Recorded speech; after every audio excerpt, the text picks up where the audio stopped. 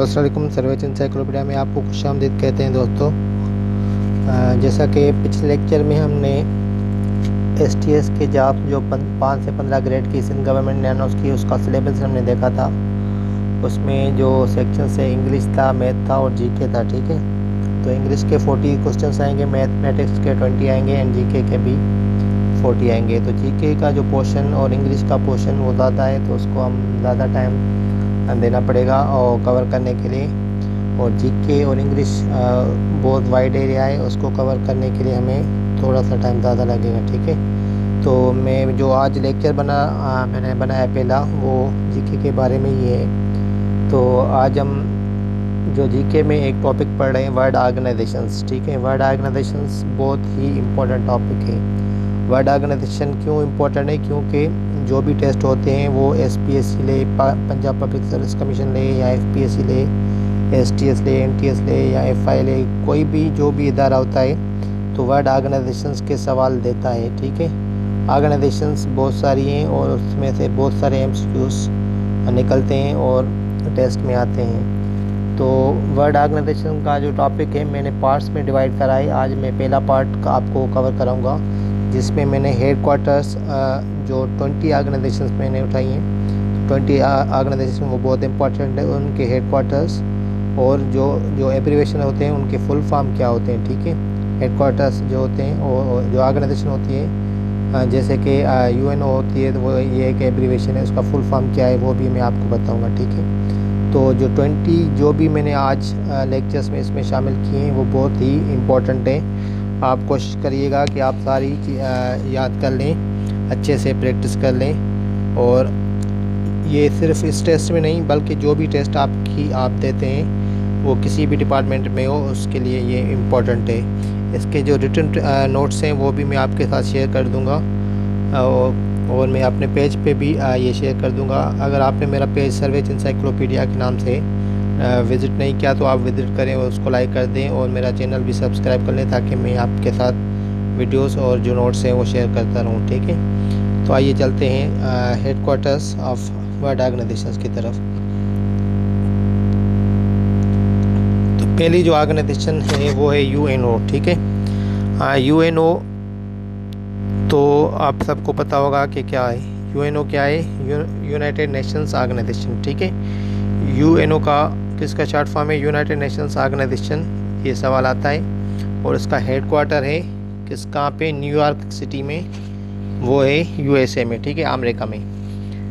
उसके बाद हम जो ऑर्गेनाइजेशन है वो है ICC, इंटरनेशनल क्रिकेट काउंसिल। इसका हेड क्वार्टर कहाँ पे है? वो दुबई में है। दुबई मतलब UAE में। ठीक है, ILO, इंटरनेशनल लेबर ऑर्गेनाइजेशन। ठीक है, इंटरनेशनल लेबर ऑर्गेनाइजेशन का जो एब्रीवेशन है वो ILO है और उसका जो हेड क्वार्टर है वो जेनेवा, स्विट्ज़रलैंड में है। ये सारी चीज़ें आपको याद करनी पड़ेंगी कि हेड क्वार्टर्स ILO का कहाँ है, UNO का कहाँ है, ICC का कहाँ है, या दूसरी जो भी ऑर्गेनाइजेशन आगे आने वाली है, सबके अगर आप याद कर लेंगे तो आपको फ़ायदा होगा और आप क्वेश्चंस कवर कर सकेंगे टेस्ट में भी। और इसके जो MCQs है वो भी मैं आपके साथ इंशाल्लाह जल्दी ही MCQs भी आपके साथ शेयर करूँगा और इसकी एक तो लेक्चर्स भी बनाऊँगा ताकि वो आपकी हेल्प कर सकें। ठीक है, के टेस्ट में कैसे सवाल आएंगे। इसके बाद IOC ऑर्गेनाइजेशन है, वो किसका एब्रीवेशन है? IOC वो है international Olympics committee. International Olympics committee का जो एब्रीवेशन होता है वो IOC है। उसका जो हेड क्वार्टर है वो लोजेन, स्विट्ज़रलैंड में है। ठीक है, ICRC किसका एब्रीवेशन है? वो है international committee of the red cross, इसका एब्रीवेशन है और इसका हेड क्वार्टर वो जेनेवा, स्विट्ज़रलैंड में है। WTO बहुत ही फेमस इदारा है, इसका वर्ल्ड ट्रेड ऑर्गेनाइजेशन, इसका हेड क्वार्टर जेनेवा में है और ये बहुत इंपॉर्टेंट है। WTO किसका शॉर्ट फॉर्म है? ये सवाल आता रहता है, तो आप लिखेंगे वर्ल्ड ट्रेड ऑर्गेनाइजेशन। ठीक है, उसका हेड क्वार्टर कहाँ पे? वो जेनेवा में है। ग्रीन पीस इंटरनेशनल ऑर्गेनाइजेशन है, ये कहाँ पे? एम्स्टर्डम, नीदरलैंड में इसका हेड क्वार्टर है। ठीक है, हेड क्वार्टर्स आप याद कर लें क्योंकि ये टेस्ट में आते हैं। सार्क पाकिस्तान इसका मेंबर है, south Asian association for regional corporation इसको हम कहते हैं, और इसका जो हेड क्वार्टर है वो है काठमांडू में। सार्क का जो फुल फॉर्म है south Asian association for regional corporation, तो ये बहुत ही इम्पोर्टेंट है, आप याद कर लें। EEC यूरोपियन इकोनॉमिक कमेटी, इसका हेडक्वार्टर है ब्रुसेल्स में, बेल्जियम में। UNSC United Nations security council, ये बहुत इंपॉर्टेंट MCQs है, इसका मतलब ऑर्गेनाइजेशन है, इसका हेडक्वार्टर न्यूयॉर्क USA में। ये सवाल आता रहता है उसमें टेस्ट में। उसके बाद है UNHRC United Nations human right council, Geneva में है इसका हेडक्वार्टर। यूनिसेफ इसका शॉर्ट फॉर्म है, तो हम लिख सकते हैं यूनाइटेड नेशंस चिल्ड्रंस फंड भी इसको कहते हैं, और दूसरा क्या कहते हैं, United Nations international children emergency fund. ठीक है, ये दोनों इसके फुल फॉर्म है। तो कोई भी अगर MCQs में उसका जवाब आए कि किसका शॉर्ट फॉर्म है, तो ये दोनों सही होंगे। और इसका हेडक्वार्टर कहाँ है, यूनिसेफ का न्यूयॉर्क में। ठीक है, UNDP United Nations Development Programme, उसका हेडक्वार्टर है न्यूयॉर्क में USA में। ADB एशियन डेवलपमेंट बैंक है, उसका जो हेडक्वार्टर है वो मनीला फिलीपींस में है। ठीक है, मनीला सिटी है। उसके बाद है OPCW, किसका शॉर्ट फॉर्म है, ये सवाल आता है, Organization for Prohibition of Chemical Weapons. ठीक है, फुल फॉर्म क्या होगा, Organization for Prohibition of Chemical Weapons. इसका हेडक्वार्टर है हेग, नेदरलैंड में। इसके बाद है OIC Organization of Islamic Corporation, Pakistan इसका मेंबर है, और उसका जो हेडक्वार्टर है वो जिद्दा में है, सऊदी अरेबिया में। यूनेस्को किसका शॉर्ट फॉर्म है, ये बहुत अहम इदारा है, United Nations Educational Scientific and Cultural Organization. ये एब्रीवेशन देते हैं टेस्ट में, और एब्रीवेशन के हमें क्या बताना होता है, फुल फॉर्म बताना होता है कि क्या है। तो अलग अलग आपको मतलब ऑप्शन दिए गए होंगे, तो जो आप सही होगा वो ऑप्शन सेलेक्ट करेंगे। उसका जो हेडक्वार्टर है वो पेरिस, फ्रांस में। UNCC the United Nations compensation commission का जो हेडक्वार्टर है वो जेनीवा, स्विट्ज़रलैंड में है। नेटो का जो हेडक्वार्टर है वो ब्रुसेल्स, बेल्जियम में। नेटो किसका शॉर्ट फॉर्म है, वो है नॉर्थ एटलांटिक ट्रीटी ऑर्गेनाइजेशन। ये भी टेस्ट में सवाल आता रहता है।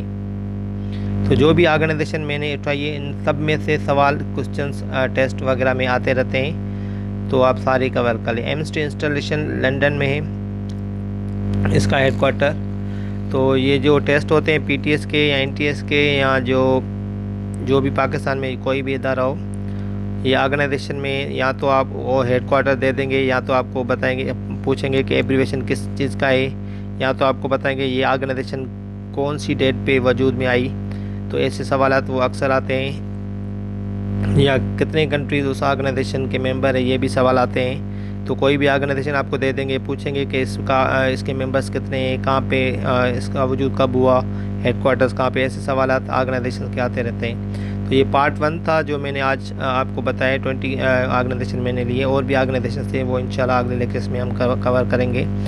तो अगर आपने मेरा चैनल सर्वेज इंसाइक्लोपीडिया के नाम से सब्सक्राइब नहीं किया तो सब्सक्राइब कर लें, और मेरा पेज है सर्वेज इंसाइक्लोपीडिया के नाम से, वो अगर विज़िट नहीं किया तो वो विज़िट करें और लाइक कर दें, ताकि मैं आपके साथ जो मेरे नोट्स हैं हार्ड में या सॉफ्ट में, वो भी आपके साथ शेयर कर सकूं। ठीक है, तो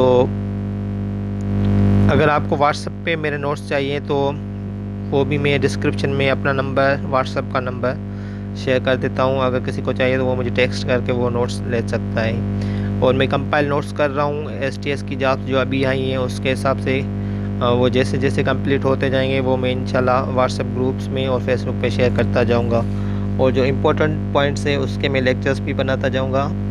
तो मेरा आप चैनल विज़िट करते रहें और पेज भी विज़िट करते रहें। ठीक है, शुक्रिया, अल्लाह हाफ़िज़।